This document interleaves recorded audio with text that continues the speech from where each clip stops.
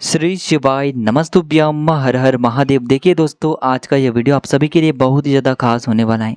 देखिए, हम सभी जानते हैं कि आज दिनांक 18 अगस्त को रविवार के दिन सावन मास की शुक्ल पक्ष की चतुर्दशी तिथि का दिन है।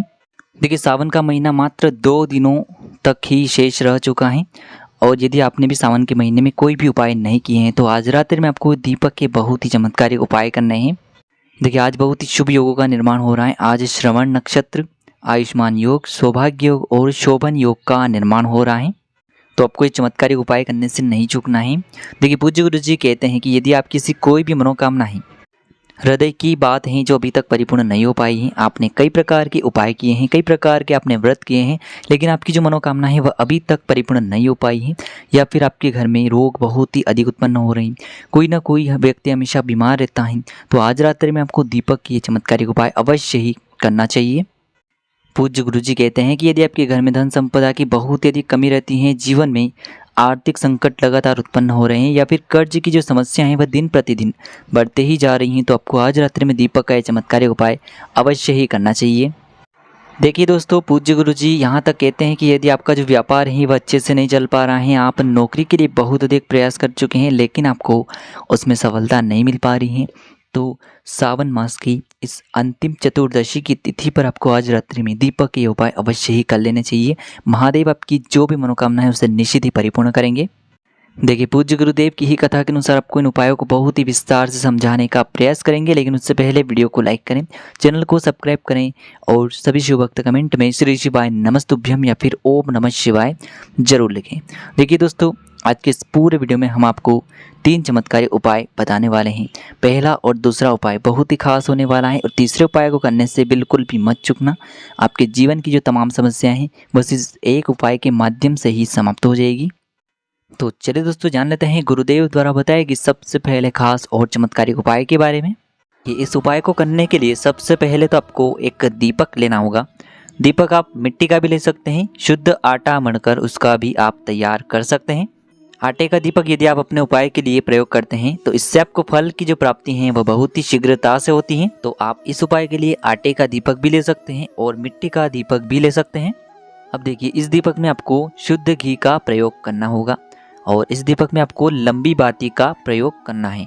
लंबी बाती आपको मोली वाला जो धागा आता है कलावा का, उसी बाती का प्रयोग करना होगा, क्योंकि यह दीपक हम विशेषकर माता लक्ष्मी को प्रसन्न करने के लिए प्रज्वलित करेंगे। तो इस प्रकार से आपको एक दीपक तैयार करना है लाल बाती का, जिसके अंदर आपको शुद्ध घी का प्रयोग करना है और इसी के साथ में आपको एक चावल यानी कि अक्षत का दाना लेना है। चावल का दाना खंडित नहीं होना चाहिए, इस बात का आपको ध्यान रखना है। देखिए, सबसे पहले तो आपको इन दोनों ही सामग्रियों को बेलपत्र के वृक्ष के वहाँ पर लेकर के पहुँच जाना है।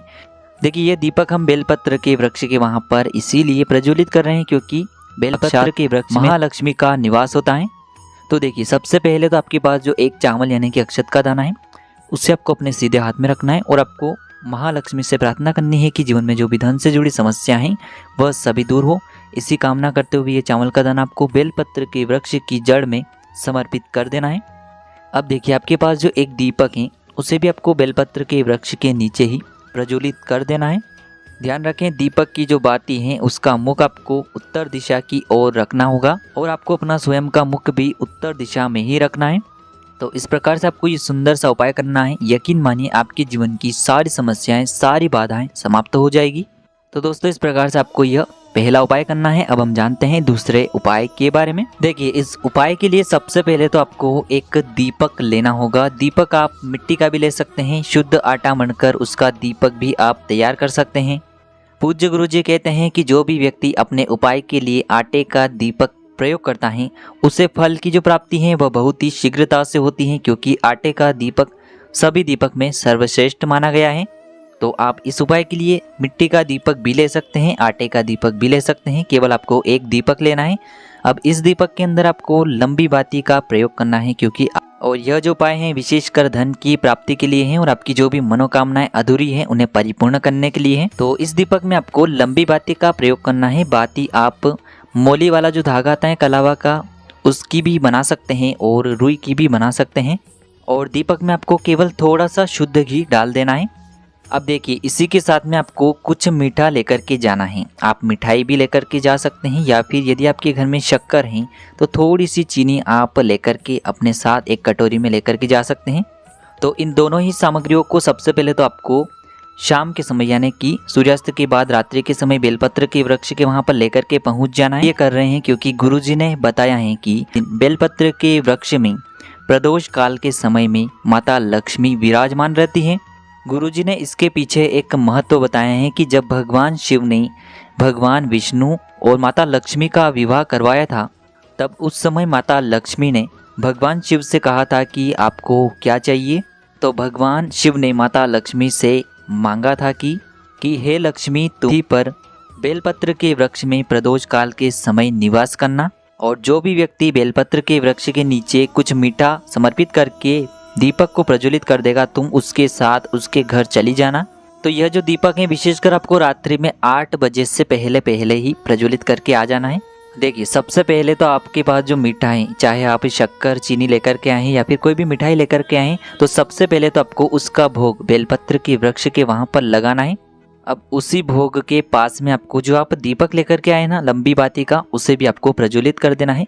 दीपक की जो बाती है उसका मुख आपको उत्तर दिशा में ही रखना है, और दीपक को प्रज्वलित करने के बाद आपको माता लक्ष्मी से प्रार्थना कर लेनी है कि हे माता लक्ष्मी, आप हमारे घर में विराजमान रहें और हम जो भी कार्य कर रहे हैं उसमें हमें सफलता प्राप्ति हो। इस प्रकार से आपको कामना कर लेनी है और यह एक दीपक आपको प्रज्वलित कर देना है बार की रात्रि में।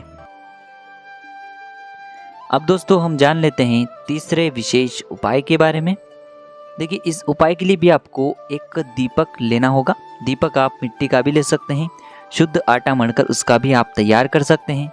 इस दीपक के अंदर भी आपको लंबी बाती का ही प्रयोग करना होगा। देखिए यह जो उपाय हैं आप अपनी किसी भी प्रकार की इच्छा यानी कि मनोकामना को परिपूर्ण करने के लिए कर सकते हैं। मनोकामना की पूर्ति के लिए आप इस उपाय को कर सकते हैं, साथ ही साथ धन की प्राप्ति के लिए इस उपाय को आप कर सकते हैं। देखिए दोस्तों इस उपाय के लिए आपको एक ही बाती का प्रयोग करना है, लेकिन आपको अलग अलग 2 बातियाँ बनानी होगी।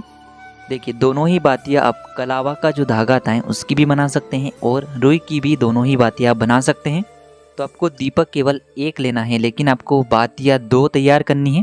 अब देखिए आपने जो 2 बातियाँ बनाई हैं, चाहे आपने लाल रंग की बाती बनाई हो या फिर रुई की बनाई हो, उन दोनों को आपको आपस में मिला देनी है, यानी कि एक बाती बना देनी है। देखिए हमने 2 बातियों का प्रयोग इसलिए किया है क्योंकि एक बाती भगवान शिव के नाम की है, एक बाती माता पार्वती के नाम की है। तो यह उपाय विशेषकर शिव और शक्ति का उपाय है। तो 2 बातियों की एक बाती तैयार करने के बाद उस दीपक में आपको इस बाती को डाल देना है और इस दीपक में आपको शुद्ध घी का प्रयोग करना है। अब देखिए यह दीपक आपको सूर्यास्त के बाद रात्रि के समय भगवान शिव के मंदिर में लेकर के पहुंचना है। देखिए सबसे पहले तो आपको इस दीपक को भगवान शिव के शिवलिंग के पास में प्रज्वलित कर देना है। देखिए ये जो दीपक हैं, यदि आपके घर में भगवान शिव और माता पार्वती की अगर प्रतिमा है तो उनके सामने भी आप प्रज्वलित कर सकते हैं, या फिर बेलपत्र के वृक्ष के वहाँ पर भी आप इस दीपक को प्रज्वलित कर सकते हैं। तो इस दीपक को आपको प्रज्वलित कर देना है और जो भी आपकी हृदय की बात है, मनोकामना है, उसे आपको महादेव से और माता पार्वती से बोल देना है। इस उपाय को करने से महादेव और माता पार्वती बहुत अधिक प्रसन्न होते हैं और आपकी जो भी मनोकामनाएं हैं उन्हें निश्चित ही परिपूर्ण करते हैं। तो देखिए दोस्तों इस प्रकार से आज की इस वीडियो में हमने आपको सावन मास की अंतिम चतुर्दशी की तिथि पर किए जाने वाले कुछ बहुत ही चमत्कारी उपाय बताएं। जो भी आपकी समस्या के लिए उचित हैं उसे आप कर सकते हैं। श्री शिवाय नमस्तुभ्यम। हर हर महादेव।